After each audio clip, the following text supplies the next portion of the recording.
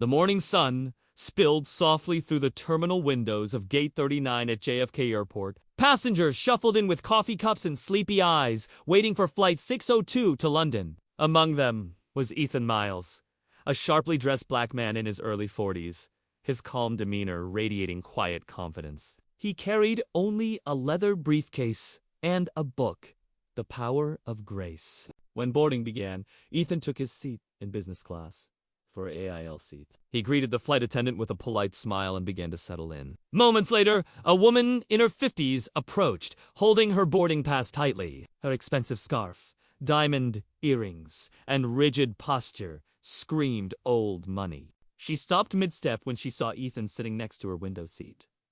Her expression faltered. "Excuse me?" she said to the flight attendant, lowering her voice. "There must be some mistake. I can't sit here." The attendant looked at her ticket. "No mistake, ma'am. You're in for B, right beside Mr. Miles." The woman's face hardened. "Then move me." "Anywhere else?" The attendant hesitated, trying to stay professional. "The flight is full, ma'am. There are no other seats available in business class."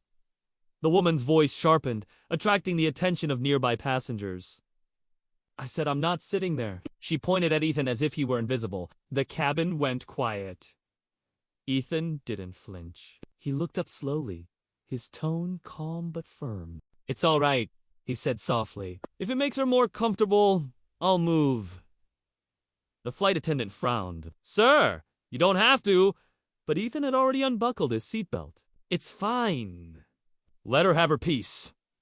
He took his briefcase, nodded politely, and followed the attendant to the back of the plane.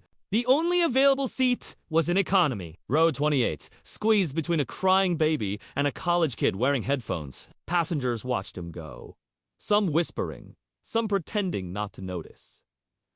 The woman in 4B sat down, exhaling triumphantly. Finally, the engines roared to life.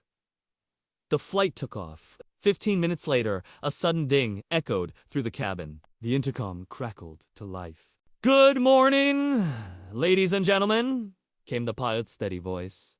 "This is your captain speaking. I'd like to take a moment to welcome you aboard Flight 602. We have clear skies ahead. So sit back, relax, and enjoy the flight." The woman leaned back, closing her eyes. But then, the pilot continued.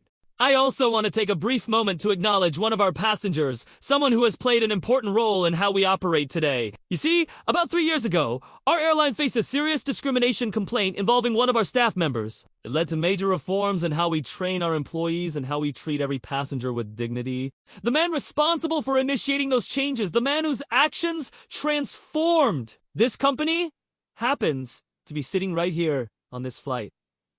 A murmur swept through the cabin. "His name," the captain said, pausing for effect, "is D. Aru Isamirus, founder of the Miles Foundation for Equal Skies. His work with our leadership changed our diversity policies, improved staff training, and helped make air travel fairer for everyone."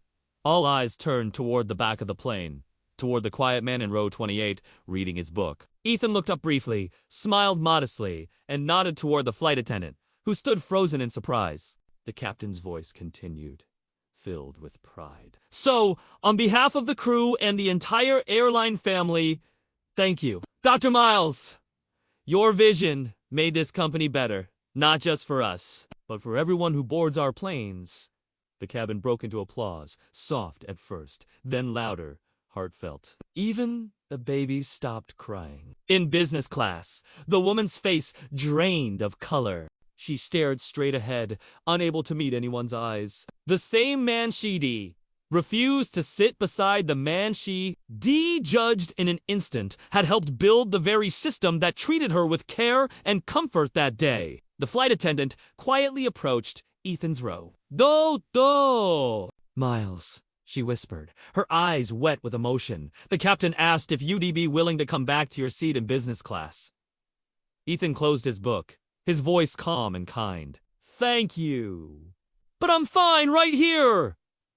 He smiled at the crying baby beside him, handing the mother his napkin to wipe her tears. "We all have our journeys," he said softly. The applause slowly faded, replaced by a heavy silence, the kind that comes only when people witness something profound.